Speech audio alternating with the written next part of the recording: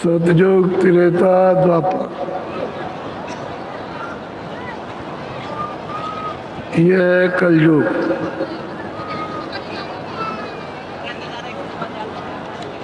जितने भी शास्त्रों में नाम अनेकों नाम उसके लिखे हुए, कोई किसी युग का भी नाम हो, जब नाम सिद्ध होगा जीवात्मा मनुष्य मंदिर में जगेगी,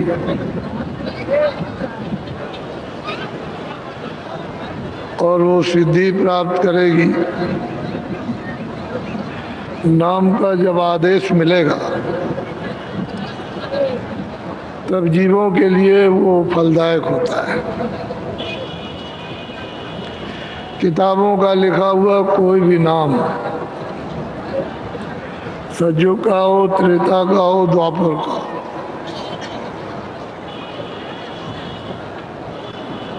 कलयुग का हो, कोई नाम आपको फायदा नहीं करेगा। नाम जगा लिया जाए, बस वही जीवों को जगाएगा। नाम है चेतन, नाम बोलता है,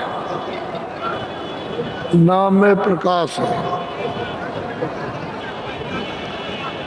नाम में शक्ति है, नाम में आनंद है, नाम में अमृत है। एक जिव्या से नाम और एक जीवात्मा से। जीवात्मा चेतन है, जिव्या जड़, इंद्रियां जड़ है। इससे जो नाम लोगे वो जगह नहीं है। जब चेतन जीवात्मा से चेतन नाम का जब आप जगाओगे तो उससे सिद्धि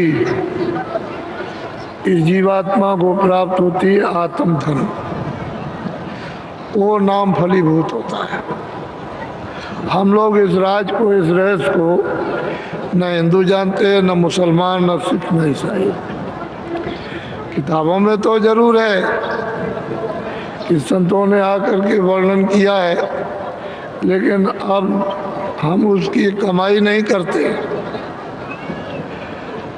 अभ्यास नहीं करते, उसका भेद नहीं जानते, जीवात्मा को जगाते नहीं है मनुष्य मंदिर में, तो फिर हमारे लिए कुछ नहीं। ये जितने भी मानो इस शरीर में चाहे जितने भी आले लगा लो, उस जीवात्मा का कोई भी रूप दिखाई नहीं देगा। लोगों ने, वैज्ञानिकों ने बड़ी खोज अभी तक कर रहे हैं, बहुत की, पहले भी निष्फल गई, अब भी और आगे भी। एक कण बालू का, उसके अगर करोड़ों भाग बना दिए जाएं, उससे भी छोटी जीवात्मा है। इसलिए वो किसी आले में नहीं आ सकती कि यहाँ पर है, कि यहाँ पर है, कि इधर है, कि मतलब है सीने में है, कहाँ है, उसका इस मनुष्य शरीर में पता नहीं लग सकता। लेकिन महात्माओं ने उसको बरामद कर लिया। ये दोनों आंखों के बीचों बीच वो जीवात्मा, वो सूरत रू बैठी हुई है। ये उसके बैठने का स्थान है। इसी को महापुरुषों ने हृदय, आज्ञा चक्र और छठा चक्र, नीचे ये कंठ है, नीचे ये हृदय है, फिर नीचे नाभि, इंद्रिय द्वार और गुदा। दोनों आंखों के बीचों बीच में न वो गुदा पर है, न इंद्री पर है, न नाभि में, न हृदय, न वो कंठ में, यहाँ बैठी हुई है दोनों आंखों के मध्य भाग में। और दरवाजे पर बैठी है, ऊपर जाने का तो स्वर्ग का, बैकुंठ का, और ब्रह्मांड में जाने का रास्ता, और नीचे ये 4 खाने, 84 लक्ष्योनियाँ और नरक, यानी अंधकार में जाने का। ऐसी जगह पर उसने बैठा दिया कि मध्य भाग में, कि कोई जानकार मिल जाए तब तो इसको ऊपर ले जाए, और जानकार नहीं मिले तो नीचे गई। दोनों आंखों के बीचों बीच में बैठी हुई है ये। जब ये यहाँ जाग जाती है तो इस सूरज की रोशनी में कुछ भी प्रकाश नहीं है। जब उसकी ये आँख खुल जाएगी, जिसको दिव्य आँख कहते हैं, तीसरी आँख कहते हैं, तीसरा नेत्र कहते हैं, थर्ड आई कहते हैं, दोनों आँखों के बीचों बीच, लेकिन कर्मों का इतना अंबार, ढेर, यानी इसके ऊपर में पड़ा हुआ है कि पहाड़ों के पहाड़, बड़े बड़े पहाड़ गंदगी के इन्हें दिखाई देते हैं। उस गंदगी में ये जीवात्मा यहाँ पर लोप हो गई, और वो अपने उस प्रकाश को इसमें मिला दिया, इस गंदगी में, और वो चेतन नाम की सत्ता से अलग हो गई, जिससे उतर करके आई थी और दोनों आंखों के बीचों बीच बैठा दिया था। तो वो शब्द को पकड़े थी, नाम को पकड़े थी, बाजा पकड़े थी, देववाणी पकड़े थी, कलमा पकड़े हुए थी, आए थे, आसमानी आवाजें उतरती हैं उसको पकड़े थी। तो इसको सुनाई भी देता था, इसको दिखाई भी देता था। तो इसमें इतना प्रकाश था, ये कुछ नहीं, बाहर की रोशनी। तो ऐसे आप मुकाम पर बैठे हुए हो और ये मनुष्य मंदिर ये अनुभव है, ये बेशकीमती है। वैसे तो किराए पर है, आपको भाड़े पर दिया और थोड़े दिन के लिए दिया, कोई ज़्यादा दिन के लिए उसने नहीं दिया, थोड़े दिन के लिए। और आपको मकान मालिक ने इजाज़त दे दी है कि देखो मैं तुमको शुद्ध साफ मकान देता हूँ, तुम मेरे मकान में बैठ के अपना काम करो, तुम अपनी जीवात्मा को मेरे मकान के द्वारा जगा लो, और जैसे उतर कर गया ये वैसे इसको चढ़ा दो, क्योंकि इसका उतार हुआ ये तो यहाँ की रहने वाली नहीं,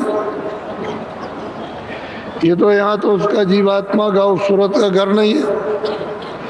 ये तो मतलब ये है कि ना उसका भंडार है, ना उसका खजाना है, और ना उसका यहाँ प्रीतम है, जिसको प्रभु कहते हैं, इन सब का मालिक, वो भी यहाँ नहीं।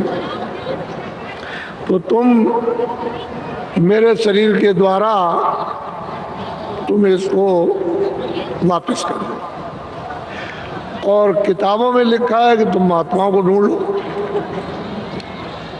तभी उसको इसका भेद मिलेगा कि मनुष्य शरीर के द्वारा जीवात्मा वापस कैसे होगी, अपने घर में कैसे जाएगी।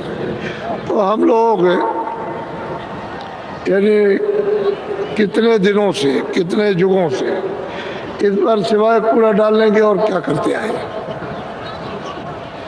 जब कोई भी पाप और कोई पुण्य, कोई अच्छा कोई बुरा, कोई वेद, कोई शास्त्र, कोई कतेब, कुछ नहीं थे।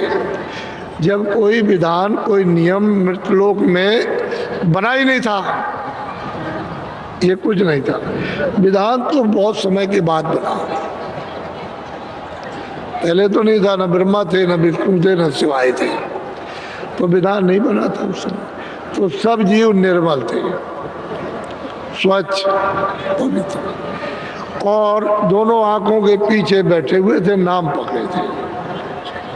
तो नाम शब्द एक डोर है, उसने डाल रखी है, सब जीवात्माएं पकड़े हुए थी